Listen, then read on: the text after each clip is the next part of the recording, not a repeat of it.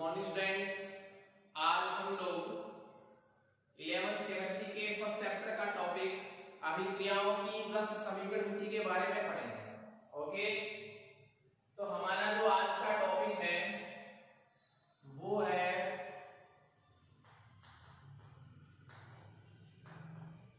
अभिक्रिया की रस समीकरण विधि। अभिक्रिया की रस समीकरण विधि। ओके, देखिए रस समीकरण विधि का इंग्लिश में नाम होता है स्टाइकियोमेट्री। Stoichiometry of reaction. मतलब क्या होता है स्टाइकियोमेट्री? देखिए स्टाइकियोमेट्रिक शब्द जो है वो दो शब्दों से मिलकर बना है, स्टाइकियोन प्लस मैट्रॉन। स्टाइकियोन का मतलब होता है तत्व, मैट्रॉन का मतलब होता है मापना। तो किसी रासायनिक अभिक्रिया में भाग लेने वाले अभिकारक व उत्पादों के अणुओं की संख्या, उनके द्रव्यमान, उनके आयतन के मध्य जो मात्रात्मक संबंध है उसको व्यक्त किसके द्वारा करते हैं? अभिक्रिया की रस समीकरण विधि के द्वारा। तो मेरे कहने का मतलब क्या हुआ कि किसी रासायनिक अभिक्रिया में भाग लेने वाले अभिकारक बनने वाले उत्पाद के अणुओं की संख्या, उनके द्रव्यमान और उनके आयतन के संदर्भ में जो मात्रात्मक संबंध है उसको व्यक्त कौन करता है? उस अभिक्रिया की रस समीकरण विधि, मतलब स्टाइकियोमेट्री।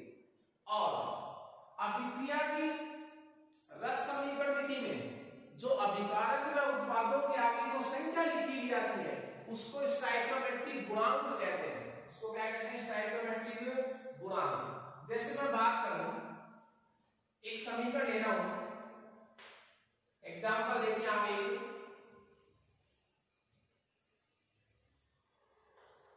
ये CH4 मेथेन,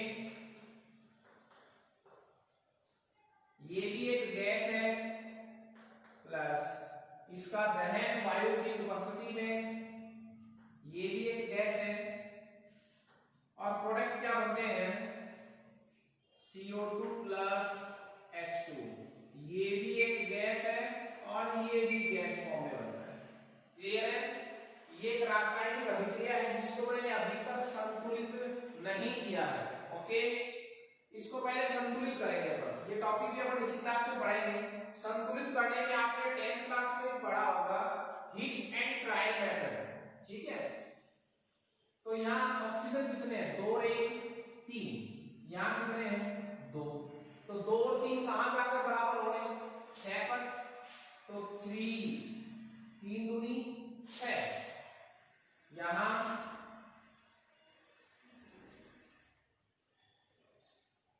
हाइड्रोजन कितने हैं? 4। तो लीजिए, ये लीजिए, 2 दूनी 4। तो फिर 2 ऑक्सीजन और 2 ऑक्सीजन कितने हो गए? 4 ऑक्सीजन। यहां कितने ऑक्सीजन? 6। इसको वापस से 4 बना दीजिए, ये लीजिए। तो ये समीकरण क्या हो गई? संतुलित समीकरण। ये आपके पास एक क्या आ गई? संतुलित समीकरण। ओके, देखिए ये मेथेन है, ये ऑक्सीजन है, ये कार्बन डाइऑक्साइड है और ये जल है। ये तो है अभिकारक। ये दोनों तो क्या है? ये दोनों है अभिकारक, क्रियाकारक, और ये दोनों है उत्पाद। ये दोनों क्या है? उत्पाद। अब देखिए, मैंने समीकरण को संतुलित कर दिया। संतुलित समीकरण में जो अभिकारक और उत्पादों के जो आगे संख्या लिखी भी जाती है, ये वाली संख्या, ये संख्या क्या कहलाती है? स्टाइकियोमेट्रिक गुणांक। स्टाइकियोमेट्रिक गुणांक। जैसे मेथेन का स्टाइकियोमेट्रिक गुणांक कितना है? 1। ऑक्सीजन का स्टाइकियोमेट्रिक गुणांक कितना है? 2। कार्बन डाइऑक्साइड का स्टोइकियोमेट्रिक गुणांक कितना है 1 और H2O का स्टोइकियोमेट्रिक गुणांक कितना है 2। ये जो स्टोइकियोमेट्रिक गुणांक है ये किसकी संख्या को व्यक्त करते हैं, मोलों की संख्या को व्यक्त करते हैं। कौन, अभिक्रिया में अभिकारक और उत्पादक के स्टोइकियोमेट्रिक गुणांक उनके मोलों की संख्या को व्यक्त करते हैं। ओके, देखिए मैं यहां से क्या क्या शेष निकाल सकता हूं, क्या क्या अर्थ निकाले जा सकते हैं इस अभिक्रिया से जो मैंने संतुलित की है। इस अभिक्रिया से जब आप अर्थ निकाल सकेंगे, इसका भाव निकाल सकेंगे, इस समीकरण क्या कह रही है, आपको समीकरण दी जाएगी, उसको पहले संतुलित करना है। संतुलित समीकरण से बहुत सारी बातें निकल कर आती है, वो कैसे निकालनी है आपको देखिए। CH4 के आगे कितना लिखा हुआ है 1, कार्बन के लिए 12 काम करते हैं, 12 ग्राम और 4 16 ग्राम, तो मीथेन कितना ग्राम हो गया 16 ग्राम। ऑक्सीजन कितने ग्राम हो गया, एक ऑक्सीजन के लिए 16, तो 2 दूनी 4 परमाणु हो गए ऑक्सीजन के, तो 16 चौके 64 ग्राम ऑक्सीजन। CO2 के लिए काउंट कीजिए आप, इसके लिए 12 द्रव्यमान 12 ग्राम, 16 दूनी 32 और 12 44 ग्राम CO2। ये 2 दूनी 4 और 2 ऑक्सीजन के परमाणु, तो ऑक्सीजन के 2 परमाणु तो कितने हो गए 32, 4 हाइड्रोजन के 32 और 4 36, तो ये हो गया 36 ग्राम बार।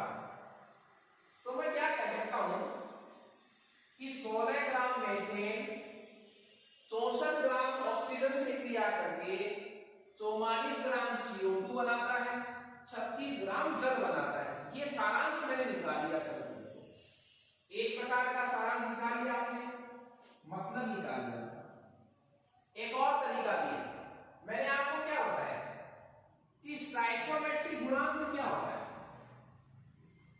किसी संतुलित रासायनिक अभिक्रिया में अभिकारक और उत्पादों के जो ये गुणांक है, यहाँ पे जो संख्या लिखी हुई है, ये क्या कहलाती है स्टोइकियोमेट्रिक गुणांक। और ये गुणांक जो है वो हमें मोलों की संख्या को व्यक्त करते हैं। तो यहां कितना लिखा हुआ है 1, तो मैं क्या कह सकता हूं 1 मोल मीथेन, यहां कितने लिखा हुआ है 2, तो 2 मोल ऑक्सीजन। CO2 के आगे कितना लिखा हुआ है 1, तो 1 मोल कार्बन डाइऑक्साइड, और H2 के आगे कितना लिखा हुआ है 2, तो 2 मोल। तो मेरे कहने का मतलब क्या हुआ, एक ये भी आप यहां से शेष निकाल सकते हैं सर, ये फर्स्ट सारांश और ये सेकंड। वापस से सुनिए आप, इस पूरे टॉपिक को वापस से मैं रिवाइज कर रहा हूं। अभिक्रिया की रस समीकरण विधि स्टोइकियोमेट्री का मतलब क्या होता है, किसी रासायनिक अभिक्रिया में भाग लेने वाले अभिकारक बनने वाले उत्पाद के अणु, उनके द्रव्यमान, उनके आयतन के संदर्भ में जो मात्रात्मक संबंध है वो क्या कहलाता है, उस अभिक्रिया की रस समीकरण विधि स्टोइकियोमेट्री कहलाता है। स्टोइकियोमेट्री गुणांक क्या होता है, किसी संतुलित रासायनिक अभिक्रिया में, किसी संतुलित रासायनिक अभिक्रिया में अभिकारक व उत्पादों के आगे जो संख्या लिखी हुई आती है, ये वाली, ये क्या है स्टोइकियोमेट्रिक गुणांक। और स्टोइकियोमेट्रिक गुणांक जो है वो किसको व्यक्त करता है, मोलों की संख्या को व्यक्त करता है। किसको व्यक्त करता है, मोलों की संख्या को। तो 1 मोल CH4, 2 मोल ऑक्सीजन, 1 मोल CO2, 2 मोल H2। और मोल को अपन ग्राम में भी बता सकते हैं। आपको पता है 1 मोल किसके बराबर होता है, जिस यौगिक का जितना कुल द्रव्यमान होता है वो उसका 1 मोल कहलाता है। इससे इसका टोटल कितना हुआ 12 और 4 16 1 मोल किसके बराबर है 16 ग्राम के। तो मैं दो प्रकार से निकाल सकता हूं, एक बार मोल के हिसाब से लिख सकता हूं, कैसे 1 मोल मीथेन 2 मोल ऑक्सीजन से क्रिया करके 1 मोल CO2 बनाता है और 2 मोल H2 बनाता है। इसको मैं ग्राम में भी बोल सकता हूं। ग्राम में आप काउंट कर लीजिए, 16 ग्राम मीथेन 64 ग्राम ऑक्सीजन से क्रिया करके 44 ग्राम CO2 और 36 ग्राम जल बनाता है। बहुत हेल्प मिलेगी आपको समीकरण विधि से। क्लियर है? देखिए यहां से इस समीकरण विधि से मैं एक टाइप का प्रश्न आपको सॉल्व करवाऊंगा।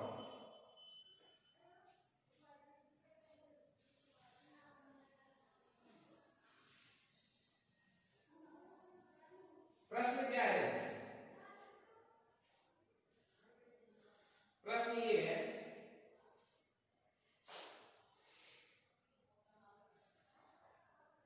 आपसे कोई कहे इसी समीकरण से देखिए कि 32 ग्राम मीथेन के दहन से 32 ग्राम मीथेन के दहन से कितने ग्राम CO2 प्राप्त होगी। सवाल सुन लीजिए आप, 32 ग्राम मीथेन के दहन से कितने ग्राम CO2 प्राप्त होगी। देखिए अब आपको ऐसे सवालों में पहले उसकी रासायनिक अभिक्रिया को बनाना है कि वो क्या कह रहा है। समीकरण किसकी है? देखिए मीथेन का दहन तो CH4 प्लस O2। अब CH4 प्लस O2 की रिएक्शन से क्या बनते हैं? CO2 प्लस H2 बनते हैं। साहब लिख लिया मैंने समीकरण। इस समीकरण को पहले बैलेंस लीजिए, मैंने यहां कर रखा है इसको बैलेंस। तो 2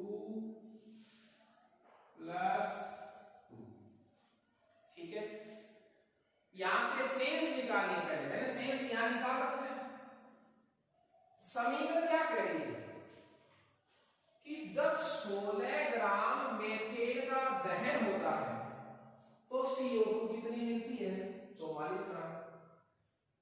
इस प्रश्न के सारे उत्तर इस भावार्थ में पड़े हैं कि जब 16 ग्राम मीथेन का दहन होता है तो 44 ग्राम क्या प्राप्त होती है? CO2।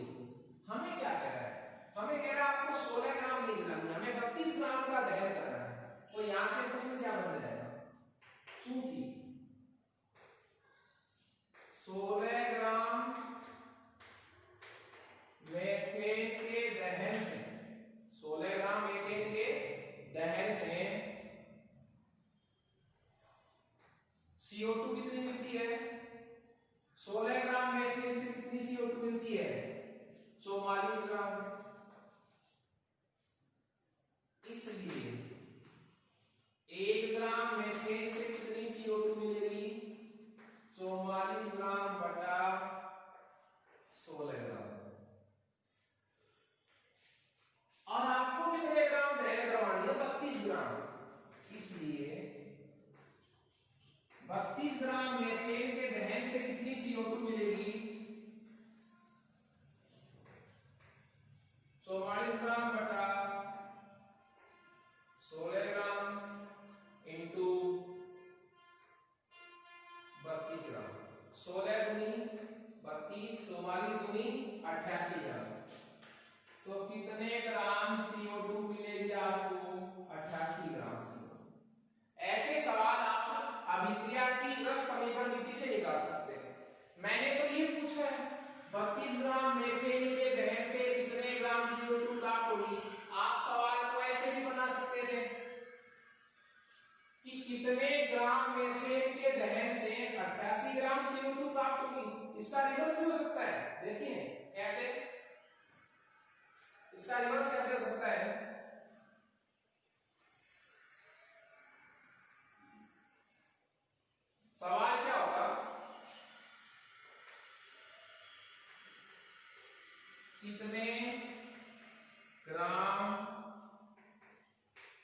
मेथेन के दहन से 88 ग्राम CO2। मैंने इस आंसर को प्रश्न बना दिया है, तो ये मेरे पास आंसर आना चाहिए 32 ग्राम। कितने ग्राम मेथेन के दहन से 88 ग्राम CO2 प्राप्त होगी? तो देखिए बात हो रही है, बात किसकी हो रही है? कितने ग्राम मेथेन के दहन से 88 ग्राम CO2 प्राप्त होगी, मतलब किस अभिक्रिया की बात हो रही है? मेथेन का दहन। तो आपको सबसे पहले मेथेन के दहन की क्या लिखनी पड़ेगी? रासायनिक समीकरण। समीकरण को फिर संतुलित करना है। संतुलित करने के बाद आप उस समीकरण से शेष निकालिए, अर्थ निकालिए। समीकरण क्या कह रही है कि 16 ग्राम मेथेन के दहन से 44 ग्राम CO2 मिलती है। 44 ग्राम CO2 कब मिलती है? जब 16 ग्राम मेथेन अभिक्रिया करता है। हमें 44 नहीं चाहिए, हमें कितनी चाहिए? 88। दुगुनी चाहिए तो दुगुना मेथेन लेना पड़ेगा। कितना हो गया? 32 ग्राम। आप इसको सवाल के रूप में भी समझ सकते हैं। कैसे?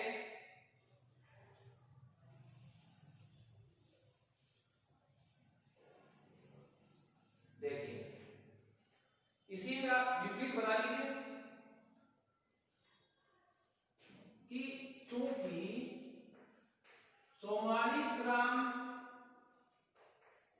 CO2 प्राप्त होती है कितने मेथेन से?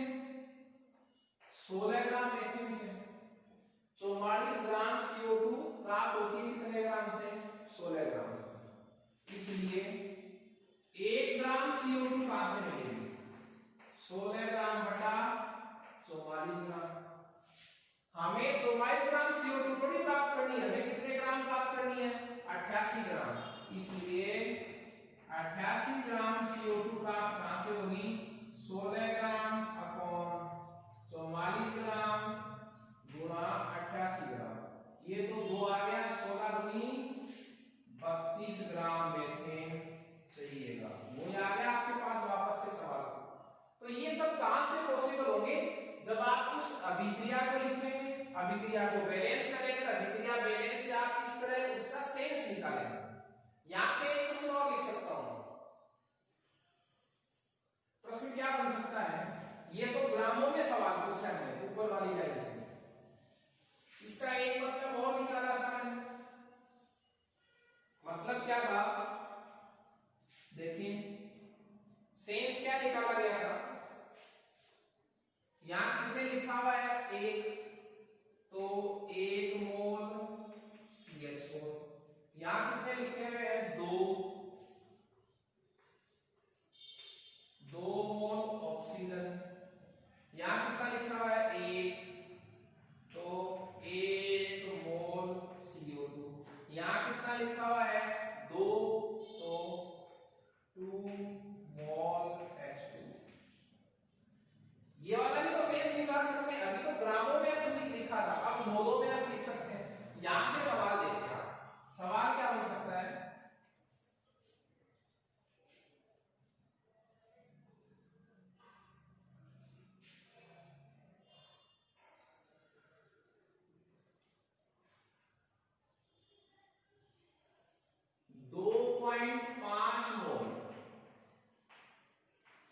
CO2 प्राप्त करने के लिए सवाल क्या है? 2.5 मोल CO2 प्राप्त करने के लिए कितने मोल मेथेन की आवश्यकता होगी?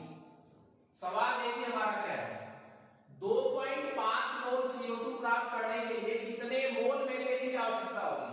आपको उस सवाल से पहले समीकरण को आइडेंटिफाई करना है। हो क्या रहा है? कितने मोल मेथेन की आवश्यकता होगी? मेथेन से क्या प्राप्त कर रहे हैं? CO2। तो मेथेन के दहन की समीकरण लिखनी पड़ेगी। ये समीकरण है, इसको बैलेंस करना पड़ेगा, यहां से अर्थ निकालना पड़ेगा। ये वाला अर्थ निकाल लिया। सवाल क्या कह रहा है? समीकरण क्या कह रही है?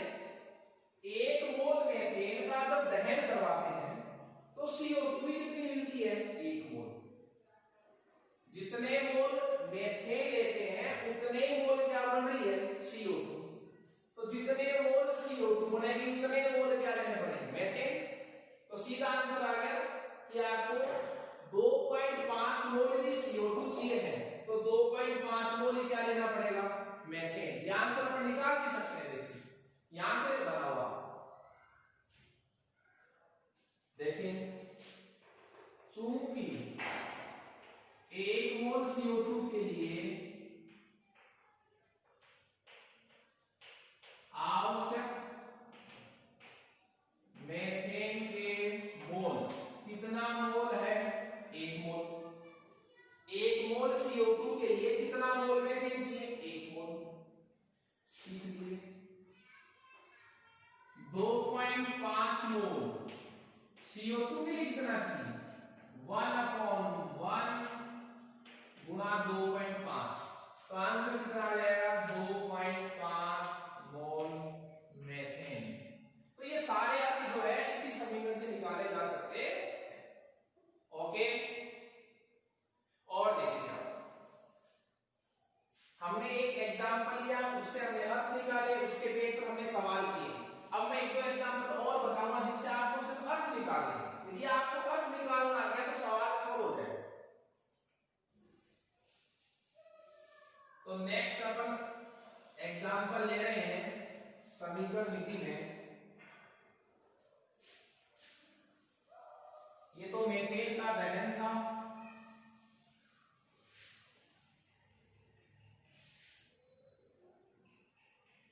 नेक्स्ट एग्जांपल, N2 एक गैस है,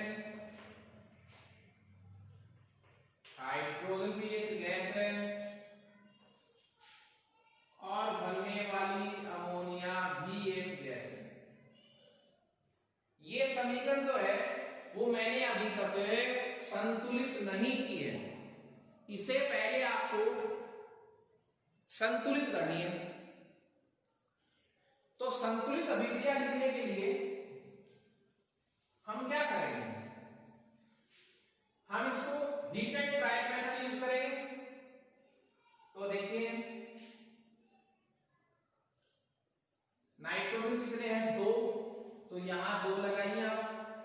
यहां 2 लगाने से हाइड्रोजन कितने हो गए? 3 दूनी 6। तो ये लीजिए 3 दूनी 6, बैलेंस हो गई। तो ये समीकरण मैंने क्या कर दी? संतुलित संतुलित समीकरण, संतुलित समीकरण। ओके, अब देखिए समीकरण संतुलित होने के बाद हम इस अभिक्रिया के स्टोइकियोमेट्रिक गुणांक बता सकते हैं। नाइट्रोजन का स्टोइकियोमेट्रिक गुणांक कितना है? 1। यहां पर कुछ भी नहीं लिखा हुआ है तो 1। हाइड्रोजन के स्टोइकियोमेट्रिक गुणांक कितने हैं? 3। अमोनिया का स्टोइकियोमेट्रिक गुणांक कितना है? 2। क्लियर है? यहां से अर्थ निकाल लिया। आपको पता है जो स्टोइकियोमेट्रिक गुणांक होते हैं वो हमें मोलों की संख्या को व्यक्त करते हैं। तो नाइट्रोजन क्या है? कितनी संख्या है? 1। तो मैं क्या लिखूंगा? 1 mole nitrogen. 1 mole nitrogen. Hydrogen को 3 मोल हाइड्रोजन। 1 मोल नाइट्रोजन और 3 मोल हाइड्रोजन। अमोनिया कितने लिखे हैं? 2। 2 मोल अमोनिया। 2 मोल अमोनिया। तो ये तो मैंने मोलों का निकाल दिया सब। 1 मोल नाइट्रोजन, 3 मोल हाइड्रोजन और 2 मोल क्या है? अमोनिया। ठीक है, अब इसी को अपन ग्रामों में भी अर्थ निकालेंगे। इसका ग्रामों में अर्थ क्या होगा? 1 मोल कितना होता है? खुद का टोटल लगा लो।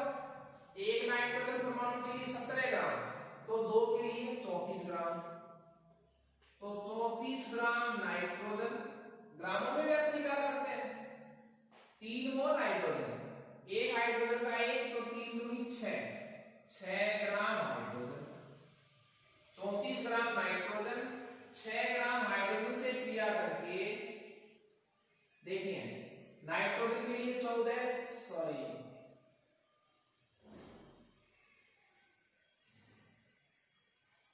एक नाइट्रोजन के लिए 14 ग्राम, तो 2 के लिए 28 ग्राम, कितना आएगा 28 gram nitrogen, 6 gram nitrogen, nitrogen के लिए 14, 3 17 ग्राम, 17 दूनी 34, टोटल कितने ग्राम हो गए 34 ग्राम हो गए। एक नाइट्रोजन के लिए 14, 3 हाइड्रोजन के लिए 3, 14 3 17, 17 कितने से गुणा किया 2 से, तो अब यहां से क्या कह सकते हैं हम कि 28 ग्राम नाइट्रोजन 6 ग्राम, सॉरी कितने ग्राम 6 ग्राम, 28 ग्राम नाइट्रोजन 6 ग्राम हाइड्रोजन से क्रिया करके 34 ग्राम अमोनिया का निर्माण करते हैं। क्लियर है? ठीक है। इसी रस समीकरण विधि से एक परिभाषा अपन सॉल्व कर सकते हैं और वो है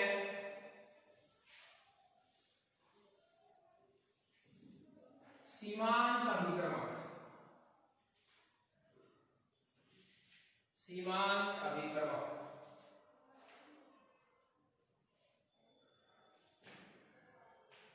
परिभाषा है हमारे पास, सीमांत अभिकर्मक,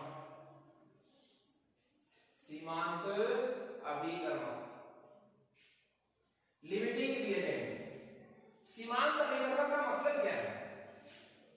देखिए किसी रासायनिक अभिक्रिया में अभिकारक भाग लेते हैं, उत्पाद बनते हैं, लेकिन जब अभिकारक परस्पर क्रिया करते हैं तो कोई सा एक अभिकारक जो है, एक या दो अभिकारक सबसे पहले खत्म हो जाता है जिसकी मात्रा कम होती है, कुछ अभिकारक बचे रह जाते हैं, कुछ अभिकारक कम मात्रा में होते हैं, तो कम ज्यादा मात्रा होने की वजह से कोई अभिकारक पहले खत्म हो जाता है और उस अभिकारक के खत्म होने से अभिक्रिया रुक जाती है। क्यों रुक जाती है? क्योंकि जो उत्पाद दो अभिकारकों से मिलकर बना है उनमें से भी एक अभिकारक खत्म हो गया तो उत्पाद खत्म हो गया, उत्पाद का बनना लिमिट हो जाएगा। इसलिए क्या कहा कि रासायनिक अभिक्रिया में भाग लेने वाला वह अभिकारक जो कम मात्रा में उपस्थित होता है, जो अभिक्रिया में पहले समाप्त हो जाता है, वो उत्पाद के बनने को सीमित कर देता है। ऐसे अभिकारक को क्या कहूंगा? सीमांत अभिकर्मक। मान लीजिए A प्लस B से क्या बन रहा है? C। ठीक है, समीकरण ये कह रही है 10 ग्राम A 5 ग्राम B से क्रिया करके और 25 ग्राम क्या बना रहा है? C बना रहा है। एग्जाम्पल सुनिए आप कोई भी, 10 ग्राम A 5 ग्राम B से क्रिया करके 25 ग्राम C बना रहा है। ठीक है, ये तो समीकरण कह रही है। मैंने क्या किया, 20 ग्राम को ली A, 7 ग्राम लिया B और मुझे बनाना है अमोनिया। क्या बनानी है? कोई भी गैस C बनानी है। तो बताइए पहला कौन सा खत्म हो गया? आपको पता है 10 ग्राम A को कितना ग्राम B चाहिए? 5 ग्राम। तो 20 ग्राम A को कितने ग्राम चाहिएगा? B 10 ग्राम, जरूरी है कितना? 7 ग्राम। तो जब बताइए पहले कौन सा खत्म होगा? B। तो वह अभिकारक जो अभिक्रिया में पहले खत्म हो जाता है वो क्या कहलाता है? सीमांत अभिकर्मक। और जैसे ही B खत्म हो जाएगा कौन बनना बंद कर देगा? C। क्यों? क्योंकि C का निर्माण तो A और B के मिलने से होता है। जब तक B रहेगा C बनता रहेगा, जैसे B खत्म हो जाएगा अकेले A से थोड़ी C बन जाएगा। इसलिए किसने B ने किसके बनने को सीमित कर दिया? C के बनने को सीमित कर दिया। तो ये क्या कहलाएगा? सीमांत अभिकर्मक। तो फाइनली इसकी क्या डेफिनेशन होगी? किसी रासायनिक अभिक्रिया में भाग लेने वाला वह अभिकारक जो कम मात्रा में उपस्थित होता है, अतः अभिक्रिया में पहले समाप्त हो जाता है तथा उत्पाद के बनने को सीमित कर देता है। सीमांत अभिकर्मक। ओके, सीमांत अभिकर्मक और अभिक्रिया की रस समीकरण विधि